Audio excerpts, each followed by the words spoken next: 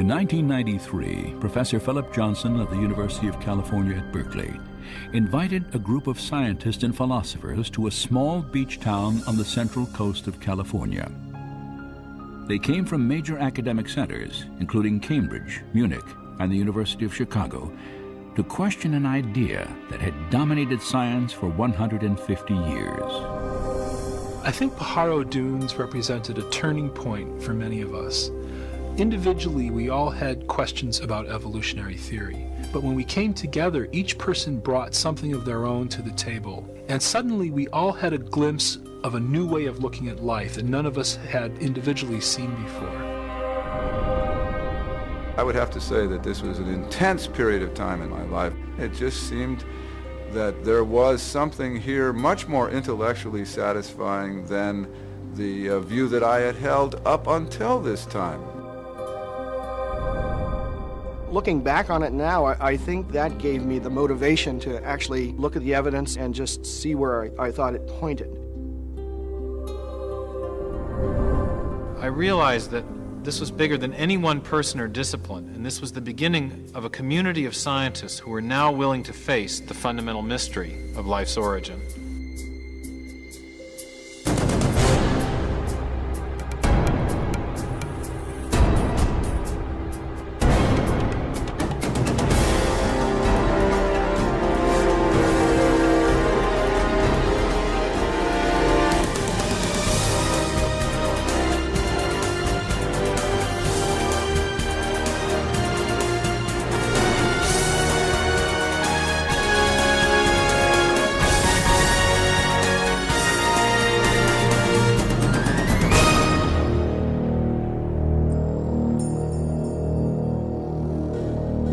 I sometimes wonder why anybody talks about anything else, because this is the most interesting topic there is. Where do we come from? How did we get here? What brought us into existence?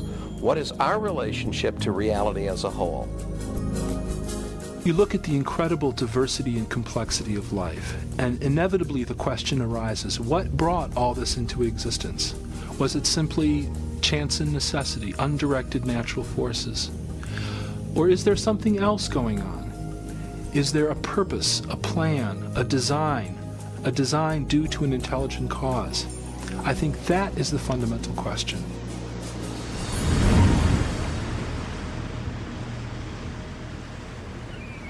The scientists who came to Pajaro Dunes set out to re-examine the mystery of life's origin. For each had significant doubts about widely held evolutionary ideas. Among them, biochemist Michael Behe questioned how natural processes could have assembled the intricate structures found within living cells. Dean Kenyon was an evolutionary biologist who no longer thought that chemistry alone could account for the origin of life on Earth. And Stephen Meyer, Paul Nelson, and William Dembski were seeking a new approach, one that could explain the origin of the genetic information encoded in living organisms. These scientists and philosophers began to formulate an alternative to the central theory of modern biology, a theory born in the mind of a British naturalist. His name was Charles Darwin.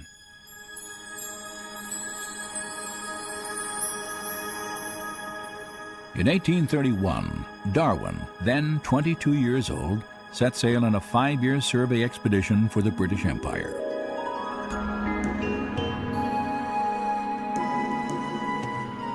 He journeyed from England on the HMS Beagle, traveling around the southern tip of South America, then north toward a chain of volcanic islands in the Pacific called the Galapagos.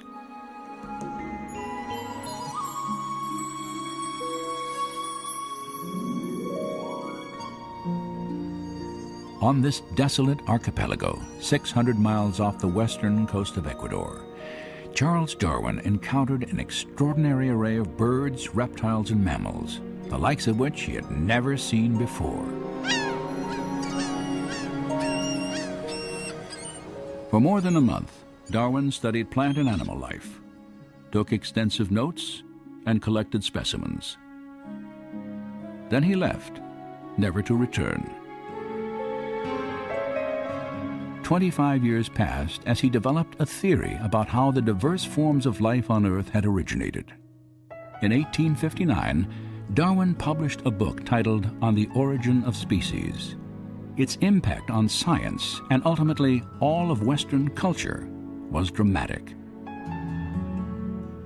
Darwin argued that all life was the product of purely undirected natural forces, time, chance, and a process he called natural selection.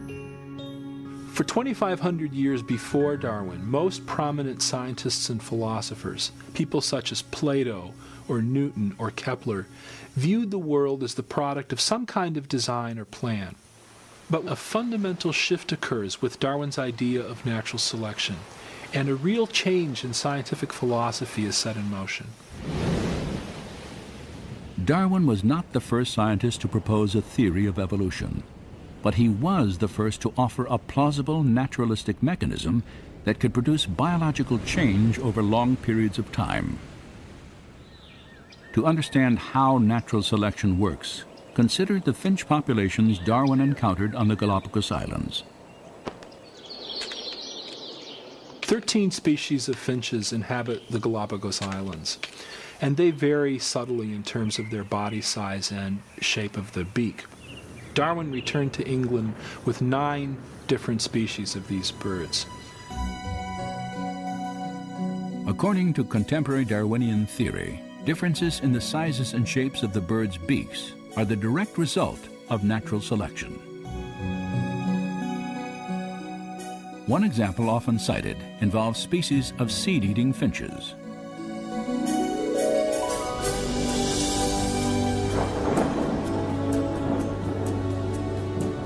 Following seasons of heavy rain, small, soft seeds are plentiful throughout the islands. Birds with short beaks can easily gather food. However, during periods of drought, the only seeds available are encased in hard, tough shells that remain on the ground from the previous year. In these circumstances, only birds with longer, sharper beaks can crack the shells and eat the seeds. Those birds with the longer beaks survive because they can reach the food source, whereas other birds cannot. That long beak, then, confers what biologists now call a functional advantage. The finches with smaller beaks, unfortunately, die out from starvation because they cannot reach that food source. If the drought conditions continue, the environment causes a change in the features of the finch population as a whole. Over time, the long beaks are passed on to succeeding generations because those beaks enable the birds to survive. Natural selection was a powerful idea. Physical variations that proved advantageous would be inherited by succeeding generations. Through this process, populations would be altered, and over time, fundamentally different organisms would arise without any form of intelligent guidance. Darwin wanted to explain everything in the history of life in terms of undesigned, unintelligent natural processes. And when he looked for an explanation, what he found was that a process he could observe in domestic populations also operates in the wild. Now, Darwin himself was very familiar with domestic breeding. He himself studied pigeon breeding. And he knew that for centuries, human breeders had been able to make dramatic changes in populations by selecting only certain individuals to breed. Darwin really suggested that this same process operates in the wild. For Charles Darwin, natural selection explained the appearance of design without a designer. There was no longer any need to invoke an intelligent cause for the complexity of life. In effect, natural selection became a kind of designer substitute. Today, Darwinism is generally assumed throughout science and the academic world. Yet, despite its wide acceptance, a growing number of scientists and scholars, including those who met at Pajaro Dunes, now challenge key aspects of Darwinian theory. When we came together at Pajaro Dunes, we certainly didn't agree on everything, but we did share a real dissatisfaction with the mechanism of natural selection and the role that it was playing in biological explanation. Natural selection is a real process, and it works well for explaining certain limited kinds of variation. small-scale change. We have lots of examples of that, in fact. Where it doesn't work well is explaining what Darwin thought it could, namely the real complexity of life. We have a finch beak, and then you've got the finch itself. A minor change in the structure of the beak versus the origin of the organism itself. These are different scales of phenomena. These are different kinds of problems. And the important problem for biology is to understand where natural selection works and where it doesn't, and why there's a difference. Evidence is very powerful, and all of us have the sense that if we let that evidence speak for itself, that it would lead us in a very different direction, away from natural selection and towards a different conclusion about the origin and nature of life on Earth.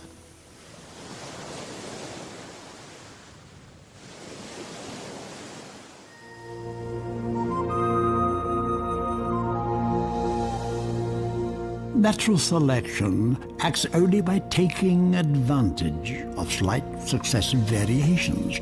She can never take a great and sudden leap, but must advance by short and sure, though slow steps.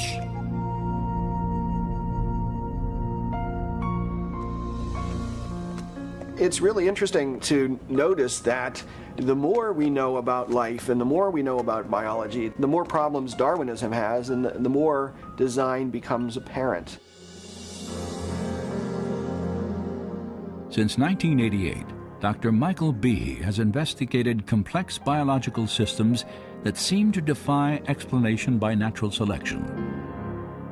For the longest time, I believed that Darwinian evolution explained what we saw in biology, not because I saw how it could actually explain it, but because I was told that it did explain it. In schools, I was taught Darwinian biology. And through college and graduate school, I was in an atmosphere which just assumed that Darwinian evolution explained biology. And again, I didn't have any reason to doubt it. It wasn't until about 10 years or more ago that I read a book called Evolution: A Theory in Crisis by a geneticist by the name of Michael Denton, an Australian. And he put forward a lot of scientific arguments against Darwinian theory that I had never heard before. And the arguments seemed pretty convincing. And at that point, I started to get a bit angry because I thought I was being led down the primrose path. Here were a number of very good arguments, and I had gone through a doctoral program in biochemistry, became a faculty member, and I had never even heard of these things. And so from that point on, I became very interested in the question of evolution, and since have decided that Darwinian processes are not the whole explanation for life. Michael Behe's skepticism derived in large measure from what modern biology has revealed about life's most fundamental unit, the cell. In the 19th century, when Darwin was alive, scientists thought that the basis of life, the cell, was some simple glob of protoplasm, like a little piece of jello or something that was not hard to explain at all. This perception didn't really change too much until the early 1950s. But in the last half century, our knowledge of the cell has just exploded.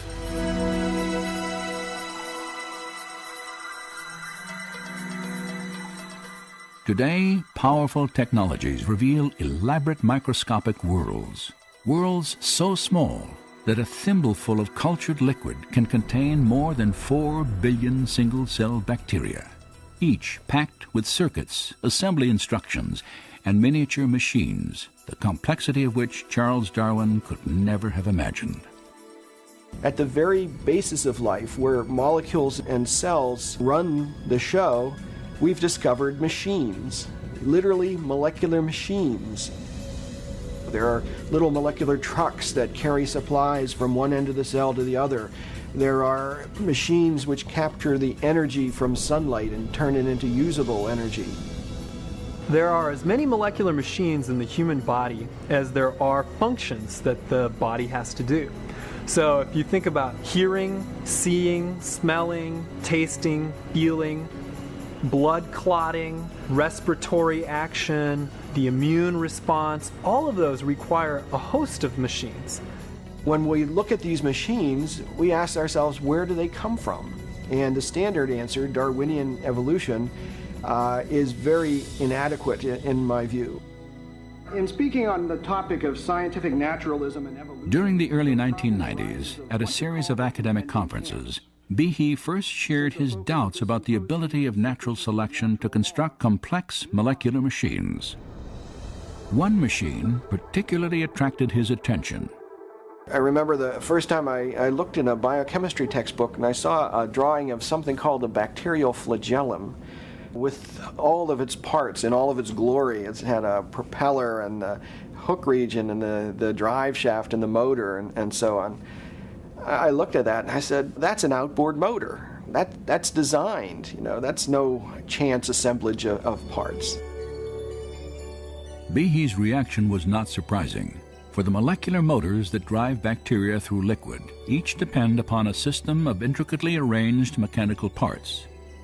These parts come into focus when portions of a cell are magnified 50,000 times.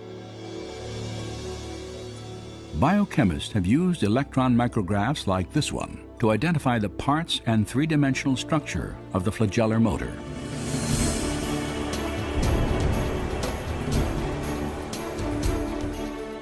In the process, they have revealed a marvel of engineering on a miniaturized scale. Howard Berg at Harvard has labeled it the most efficient machine in the universe. These machines, some of them are running at 100,000 RPMs and are hardwired into a signal transduction or sensory mechanism so that it's getting feedback from the environment. And even though they're spinning that fast, they can stop on a dime. It only takes a quarter turn for them to stop and shift directions and start spinning 100,000 RPM in the other direction. And just like outboard motors on motorboats, it has a large number of parts which are necessary for the motor to work. The bacterial flagellum, 2 gears, forward and reverse, water-cooled, proton motive force. It has a stator, it has a rotor, it has a U-joint, it has a drive shaft, it has a propeller, and they function as these parts of machines. It's, you know, it's not convenient that we give them these names. That's truly their function. Since its discovery, scientists have tried to understand how a rotary motor could have arisen through natural selection. As yet, they have failed to offer any detailed Darwinian explanation.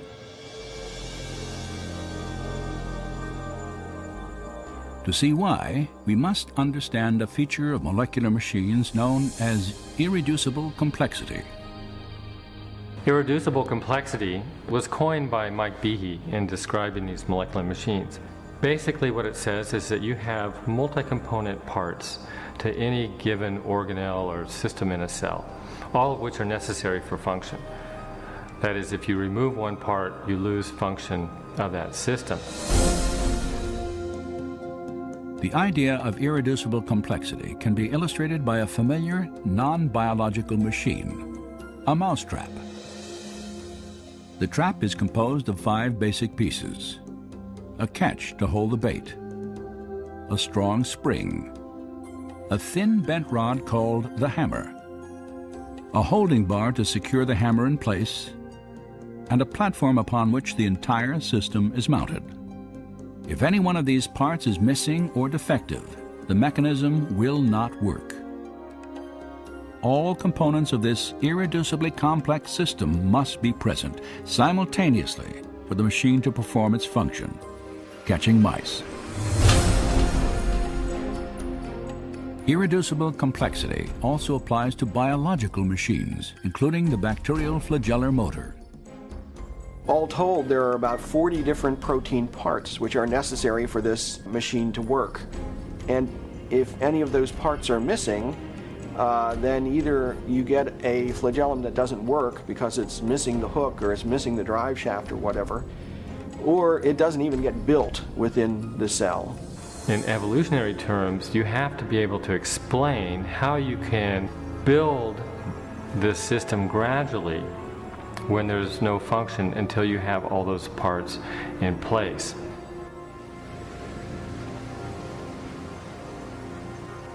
The irreducible complexity of molecular machines poses a severe challenge to the power of natural selection.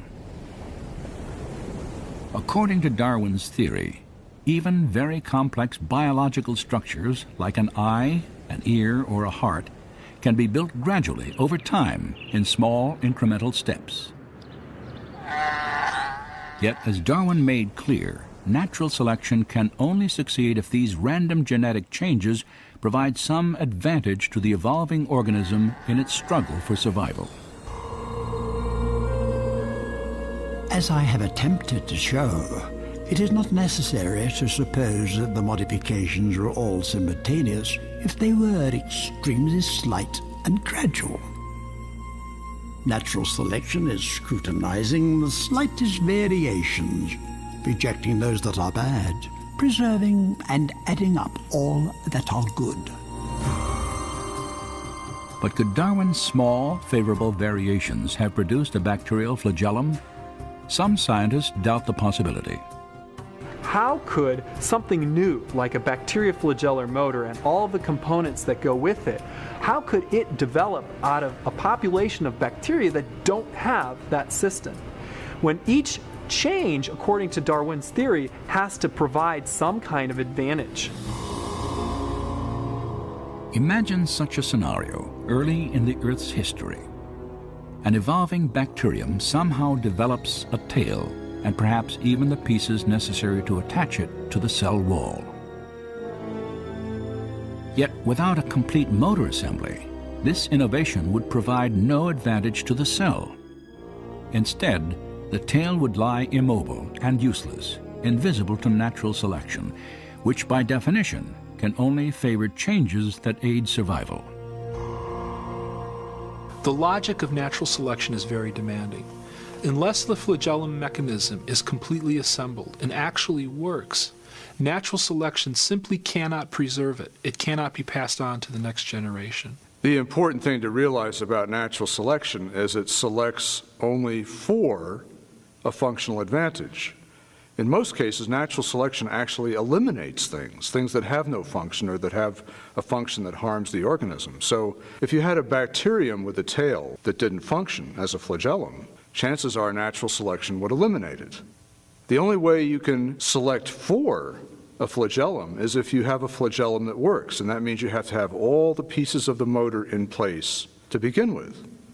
So natural selection can't get you the bacterial flagellum. It can only work after the flagellum is there and operating. In 1996, Michael Behe published a book titled Darwin's Black Box. In it, he argued that natural selection, Darwin's designer substitute, could not explain the origin of the bacterial flagellum or any other irreducibly complex biological system. Instead, Behe concluded that the integrated complexity of these systems pointed to intelligent design. Darwin's black box created immediate controversy. Over 75 publications, including some of the world's leading newspapers and scientific journals, reviewed the book. Some scientists praised Behe's work, while others dismissed it as unscientific and religiously motivated. Behe's critics also insisted that he had underestimated the power of natural selection. They argued that the flagellar motor could have been constructed from parts used to build simpler molecular machines, like this needle-nose cellular pump. If the components of the pump already existed, they could have been preserved by natural selection even before the bacterial motor arose. This theory is called co-option. It's essentially saying that evolution or natural selection at some point was able to borrow components of one molecular machine and build a new machine with some of these components. Scott Minnick has studied the flagellar motor for nearly 20 years. His research has led him to challenge the co-option argument. With a bacterial flagellum, you're talking about a machine that's got 40 structural parts. Yes, we find 10 of them are involved in another molecular machine, but the other 30 are unique. So where are you going to borrow them from? Eventually, you're going to have to account for the function of every single part as originally having some other purpose. So you can only follow that argument so far until you run into the problem of you're borrowing parts from nothing. But even if you concede that you have all the parts necessary to build one of these machines, that's only part of the problem. Maybe even more complex, I think more complex, is the assembly instructions. That is never addressed by opponents of the irreducible complexity argument. Studies of the bacterial motor have indeed revealed an even deeper level of complexity, for its construction not only requires specific parts, but also a precise sequence of assembly. You've got to make things at the right time. You've got to make the right number of components. You've got to assemble them in a sequential manner. You've got to be able to tell if you've assembled it properly so that you don't waste energy building a structure that's not going to be functional. Building a molecular machine has been compared to the construction of a house, where workers follow a detailed blueprint and plan for assembly.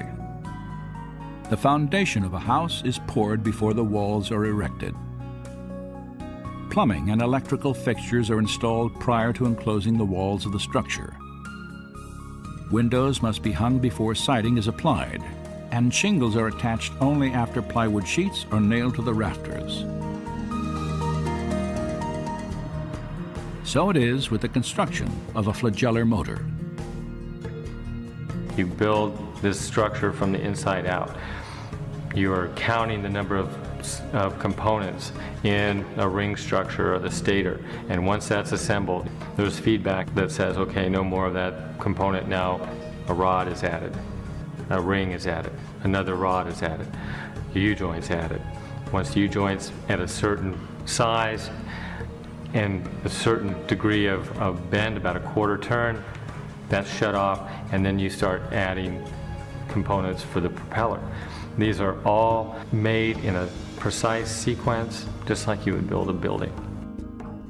To build a motor correctly requires a complex system of machines that coordinate the timing of the assembly instructions. But how could natural selection construct such a system? The co-option argument doesn't explain this. You see, in order to construct that flagellar mechanism, or tens of thousands of other such mechanisms in the cell, you require other machines to regulate the assembly of these structures. And those machines themselves require machines for their assembly. If even one of these pieces is missing or put in the wrong place, your motor isn't going to work. So this apparatus to assemble the flagellar motor is itself irreducibly complex. In fact, what we have here is irreducible complexity all the way down. We know a lot about the bacterial flagellum. We still have a lot to learn, but we know a lot about it. And there's no explanation for how this complex molecular machine was ever produced by a Darwinian mechanism. 150 years ago, scientists did not know about irreducibly complex molecular machines. Yet Charles Darwin anticipated the difficulty that systems such as these could pose to his theory. If it could be demonstrated that any complex organ existed which could not possibly have been formed by numerous successive slight modifications, my theory would absolutely break down.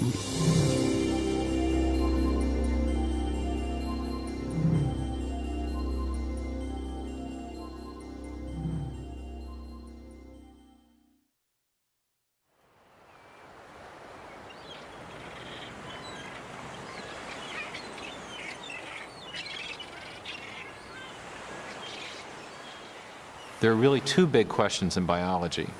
How do you get new living forms with new structures like wings and eyes from life that already exists? And secondly, how did life originate on Earth in the first place? Now, of course, we know that Darwin spent most of his life formulating an answer to the first of these two questions.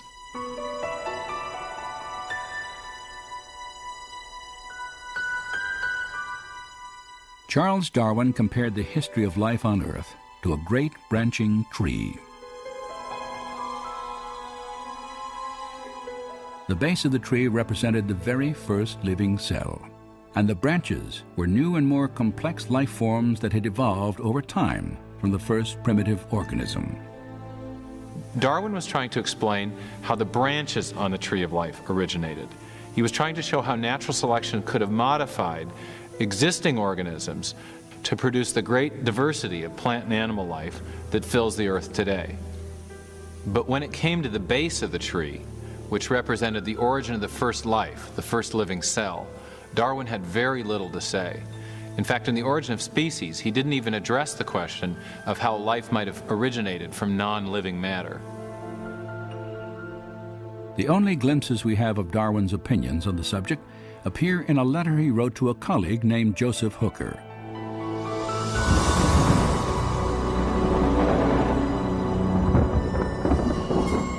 Regarding the first production of a living organism, if, and oh what a big if, we could conceive in some warm little pond with all sorts of ammonia and phosphoric salts, light, heat and electricity present, that a protein compound was chemically formed, ready to undergo still more complex changes, at the present such matter would be instantly devoured.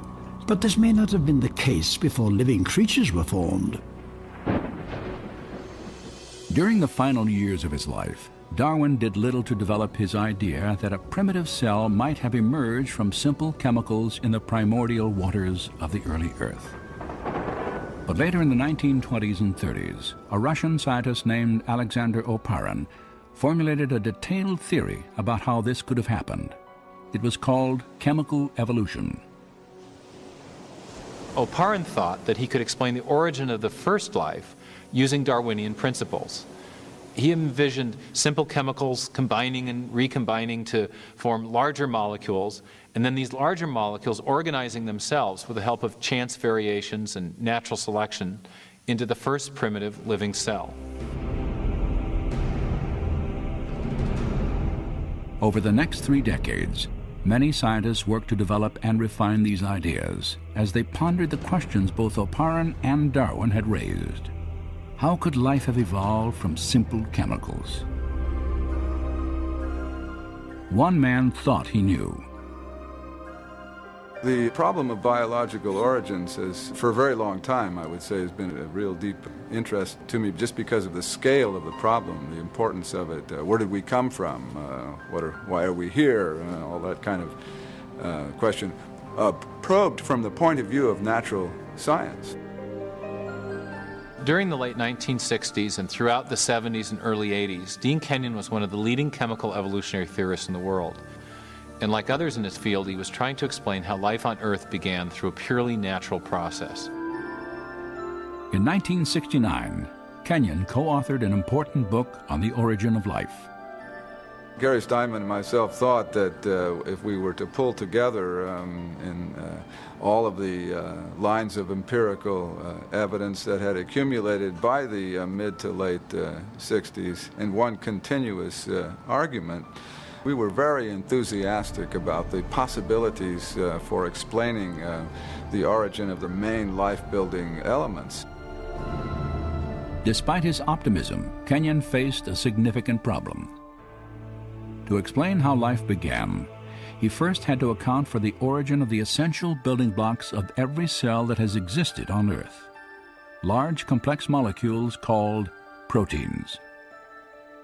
Proteins have a wide range of function in the cell, everything from structural requirements in terms of scaffolding of the cell, the cytoskeleton, to enzymes, where they're actually processing molecules to harvest energy or to build components of the cell. Proteins do pretty much all of the jobs inside of the cell, except for storing genetic information. That's left to the DNA, the RNA. But all the day-to-day jobs, cleaning up the cell, making energy, it's all proteins. Kenyon knew that proteins would have been as important to the first life as they are to living cells today. He also recognized the complexity of their construction. By the 1960s, scientists had determined that even simple cells are made of thousands of different types of proteins. And the function of these molecules derives from their highly complex three-dimensional shapes. The irregular shapes of some proteins allow them to catalyze or trigger chemical reactions because of the hand and glove fit that they have with other molecules in the cell, while other protein molecules form interlocking structural components. The individual parts of a bacterial motor, like this ring structure, are each made of either a single protein molecule or an assembly of proteins fitted together into a specific shape. These proteins are, in turn, made of smaller chemical units called amino acids that are linked together in long chains.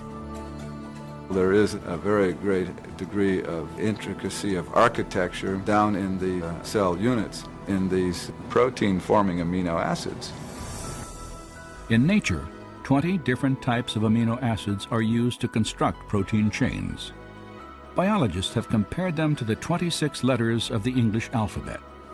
Alphabetic letters can be arranged in a huge number of possible combinations, and it's the sequential arrangement of the letters that determines whether you have meaningful words and sentences.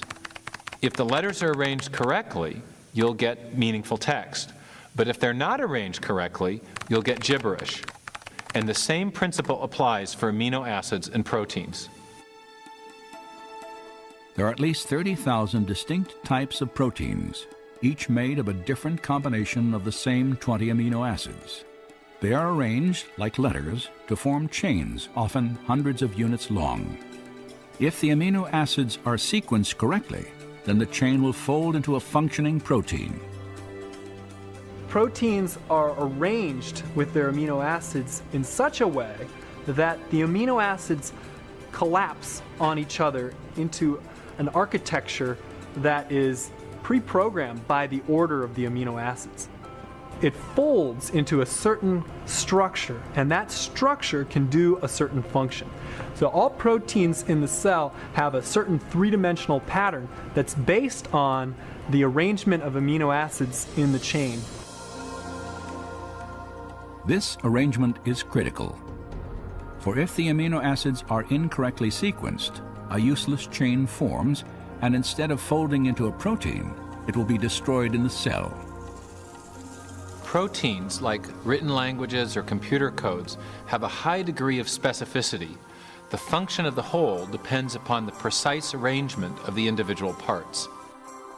But what produces the precise sequencing of amino acids that gives rise to the specific shapes and functions of proteins?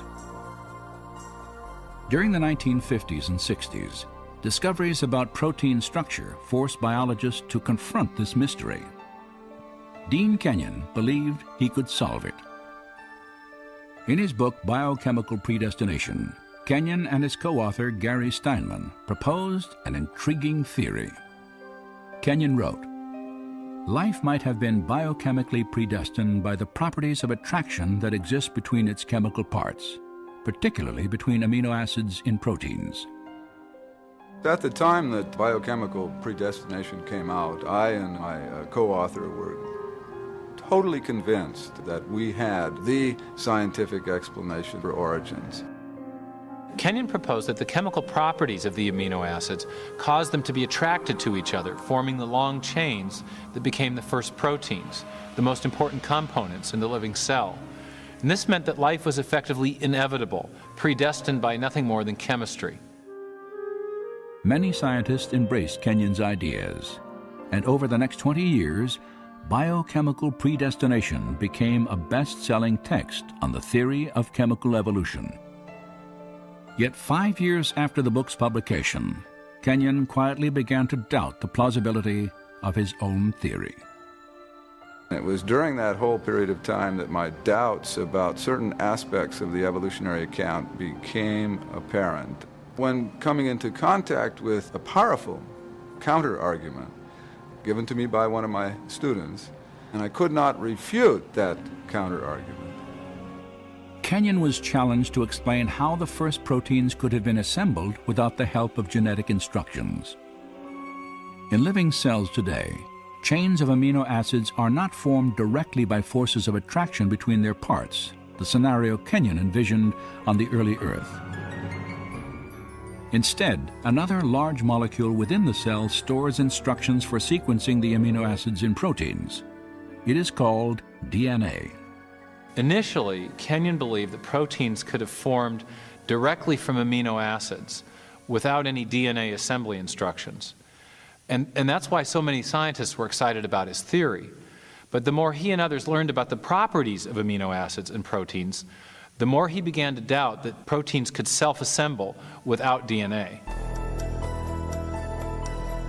In DNA, Kenyon encountered a molecule with a property he could not explain through natural processes.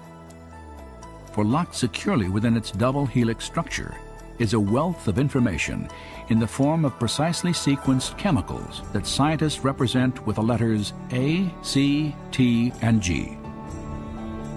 In a written language, information is communicated by a precise arrangement of letters. In the same way, the instructions necessary to assemble amino acids into proteins are conveyed by the sequences of chemicals arranged along the spine of the DNA. This chemical code has been called the language of life, and it is the most densely packed and elaborately detailed assembly of information in the known universe. Like other scientists working on the origin of life, Kenyon realized he had two choices. Either he had to explain where these genetic assembly instructions came from, or he had to explain how proteins could have arisen directly from amino acids without DNA in the primordial oceans. And in the end, he realized he could do neither.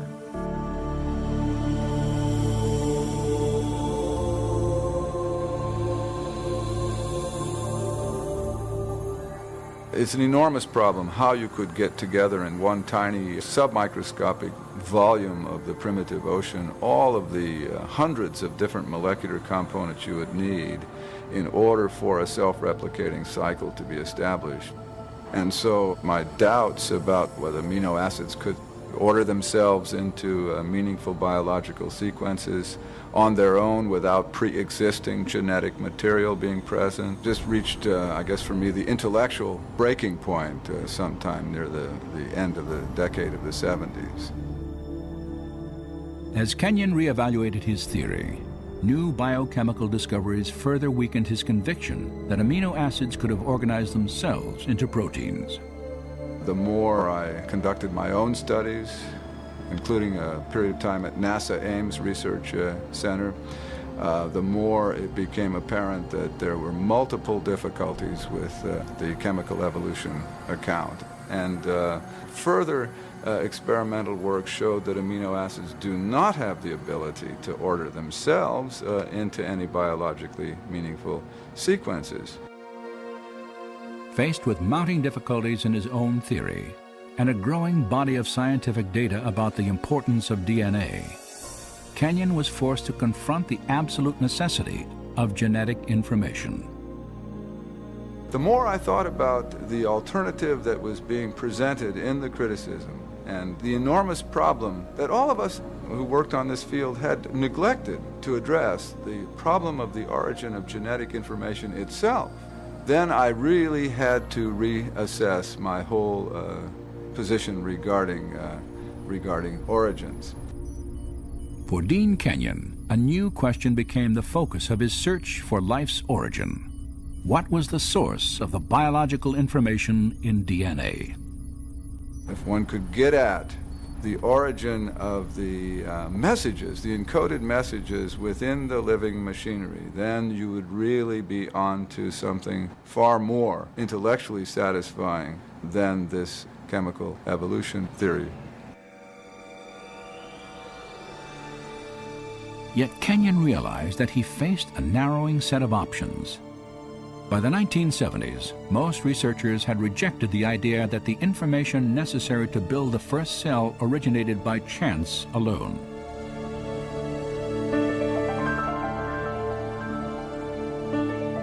To understand why, consider the difficulty of generating just 2 lines of Shakespeare's play Hamlet by dropping Scrabble letters onto a tabletop. Then considered that the specific genetic instructions required to build the proteins in even the simplest one-celled organism would fill hundreds of pages of printed text. Of course, serious origin of life biologists did not believe that life had arisen by chance alone. Instead, they envisioned natural selection acting on random variations among chemicals to produce the first life. But there was a problem with this proposal. By definition, natural selection could not have functioned before the existence of the first living cell, for it can only act upon organisms capable of replicating themselves, cells equipped with DNA that pass on their genetic changes to future generations. Without DNA, there is no self-replication. But without self-replication, there is no natural selection. So you can't use natural selection to explain the origin of DNA without assuming the existence of the very thing you're trying to explain. Chance, natural selection, and his own theory of self-organization had all failed to explain the origin of genetic information. Now Kenyon saw only one alternative. We have not the slightest chance of a chemical evolutionary origin for even the simplest of cells. So the concept of the intelligent design of life was immensely attractive to me and made a great deal of sense, as it very closely matched the multiple discoveries in molecular biology. In the years since Kenyon's rejection of chemical evolution, science has revealed the details of an entire system of information processing that bears the hallmarks of intelligent design.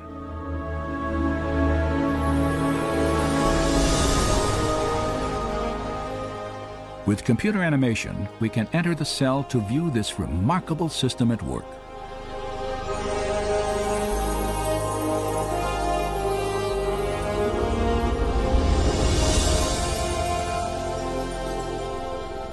After entering the heart of the cell, we see the tightly wound strands of DNA, storehouses for the instructions necessary to build every protein in an organism.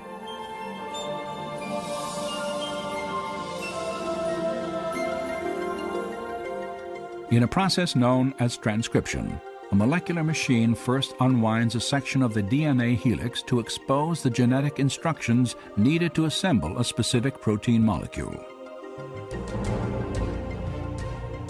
Another machine then copies these instructions to form a molecule known as messenger RNA.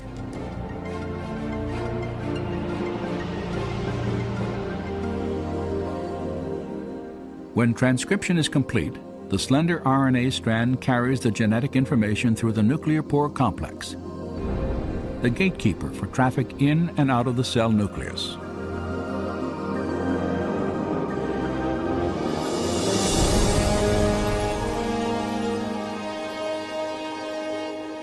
The messenger RNA strand is directed to a two-part molecular factory called a ribosome.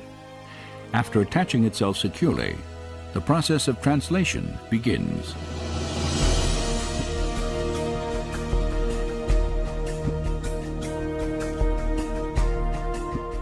Inside the ribosome, a molecular assembly line builds a specifically sequenced chain of amino acids.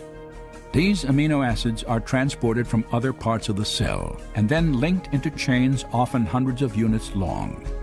Their sequential arrangement determines the type of protein manufactured.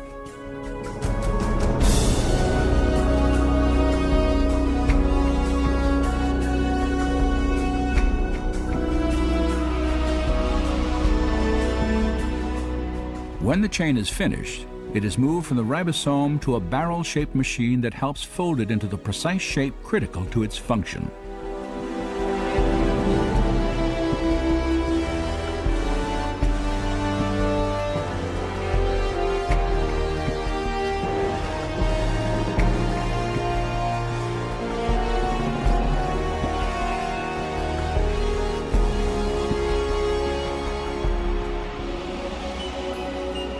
After the chain is folded into a protein, it is then released and shepherded by another molecular machine to the exact location where it is needed. This is absolutely mind-boggling to perceive at this scale of size such a finely tuned apparatus, a device that bears the marks of intelligent design and manufacture. And we have the details of an immensely complex molecular realm of genetic information processing. And it's exactly this new realm of molecular genetics where we see the most compelling evidence of design on the Earth.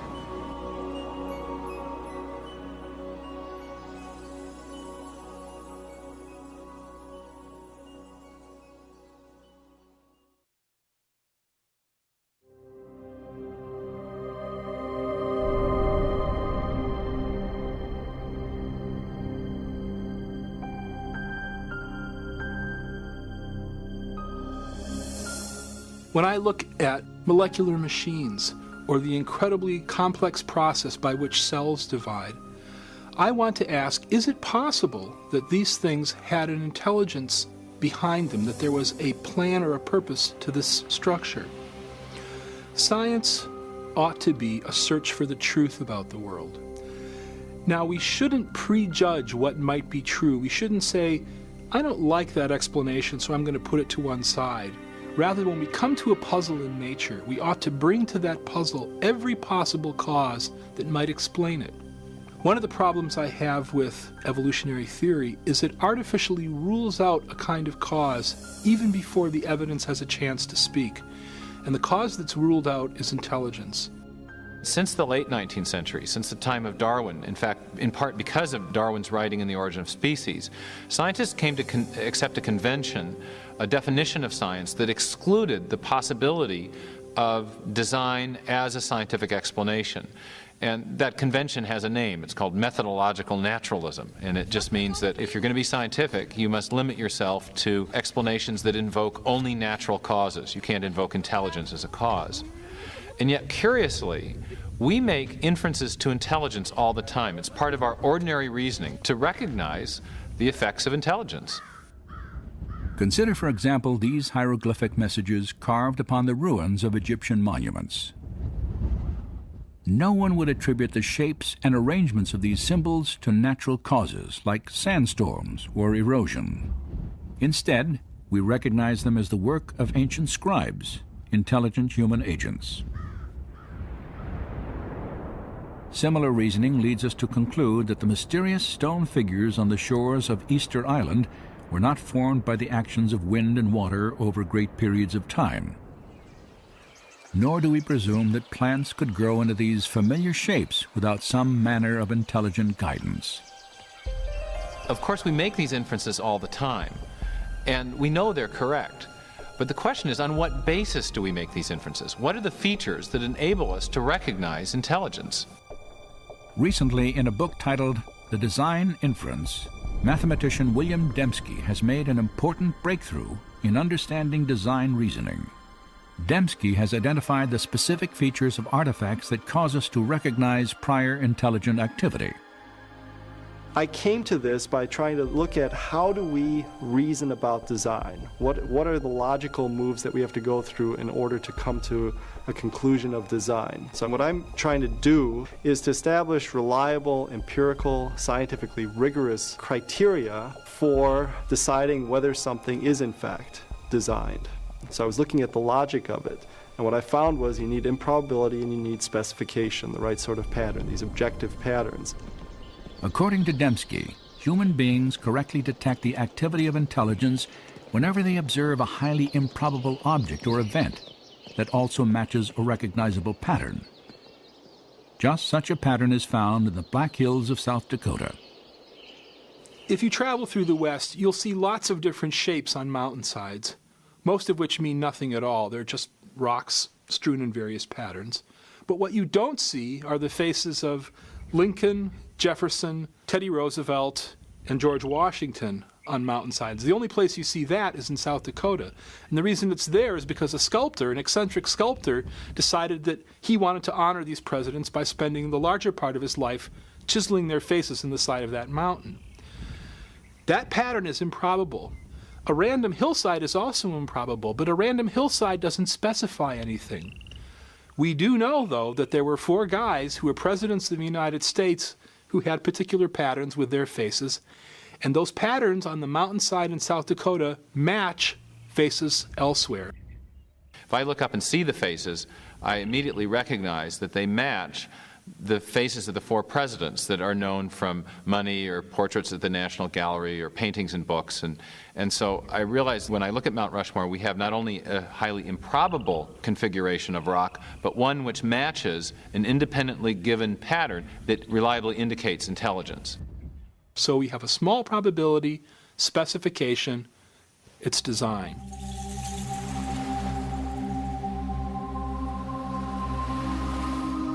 On a seashore, another improbable pattern etched into the earth illustrates how we detect design. No one would infer that this message was written by the movement of the tides.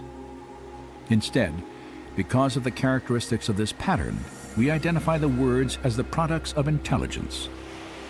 That improbable arrangement also conforms to an independently given pattern, namely the shapes of the letters that we recognize from English alphabet and the words that we know from English vocabulary. And so it's the improbability of the arrangement plus the fact that it conforms to an independently given pattern that triggers the awareness of design. This illustration suggests that William Dembski's criteria for design detection, small probability and specification, are essentially equivalent to information. The type of information present not only in pictures, written texts, and numeric sequences, but also encoded in software and radio signals. The ability to detect information in electromagnetic transmissions has made possible a unique search for intelligence. For more than 3 decades, astronomers involved in SETI, the search for extraterrestrial intelligence, have monitored radio signals from outer space in an attempt to find information-rich patterns. Typically, radio telescopes receive either random noise or simple repetitive signals produced naturally by stars, galaxies, and other celestial objects. But astronomers recognized that if they ever identified an information-bearing signal, it would confirm the existence of intelligent life beyond the Earth. Some have speculated that an extraterrestrial civilization might have attempted to communicate by transmitting messages in the universal language of mathematics, perhaps through a recognizable pattern like a series of prime numbers. You're not going to get that by chance. So you need complexity or improbability, lots of prime numbers, and you also need a pattern. And it has to be the right sort of pattern. It's not a pattern that you're imposing. It's a pattern that's there objectively. To date, SETI research has failed to detect any pattern or information that would indicate intelligence in a distant galaxy.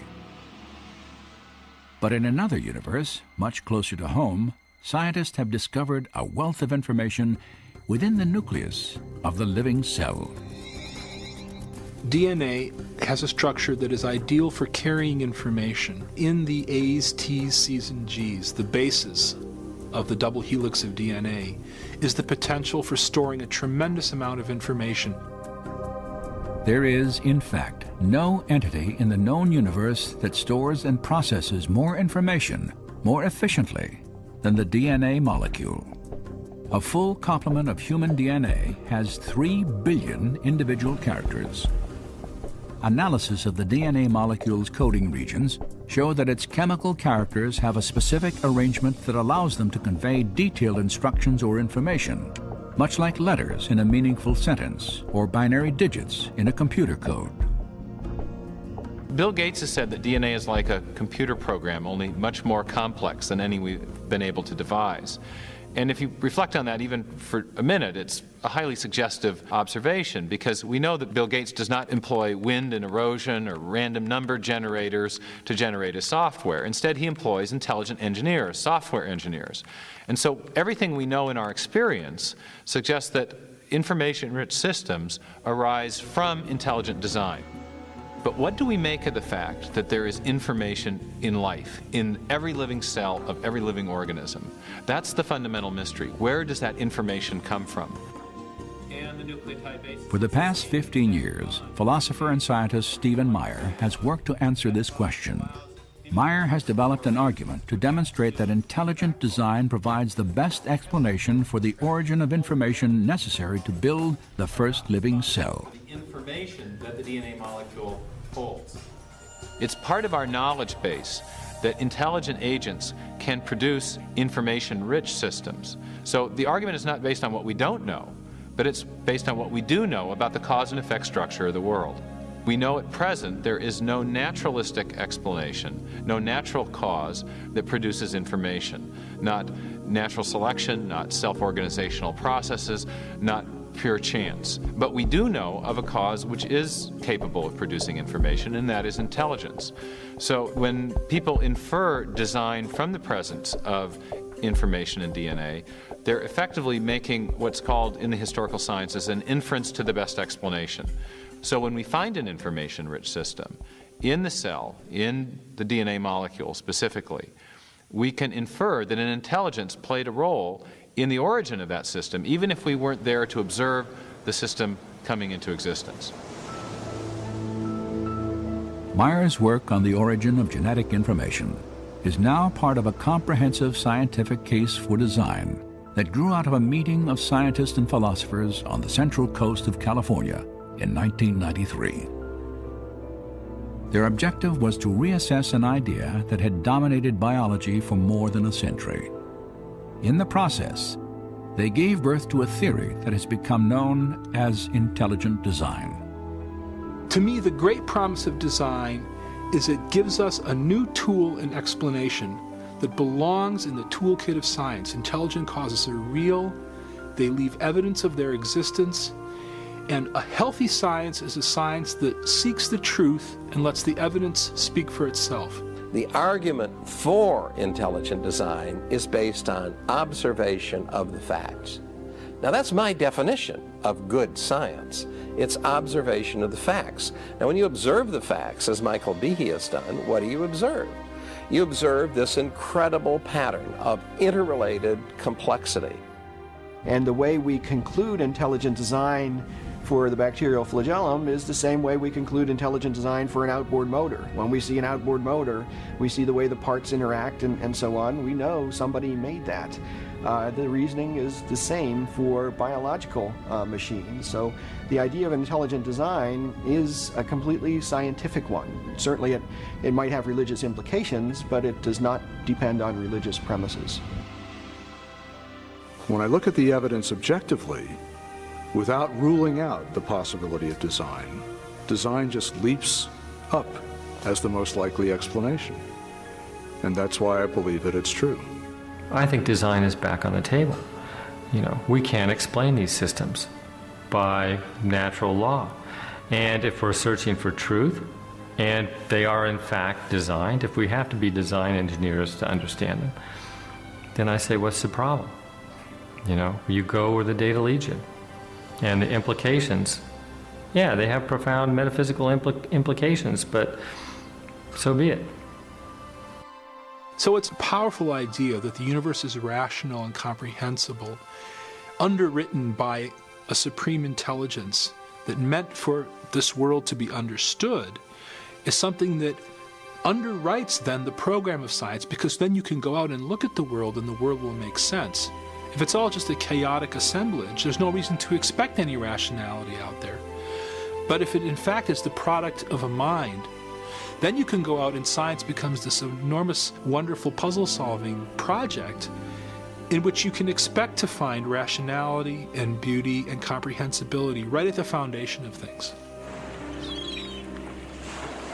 150 years ago, Charles Darwin transformed science with his theory of natural selection.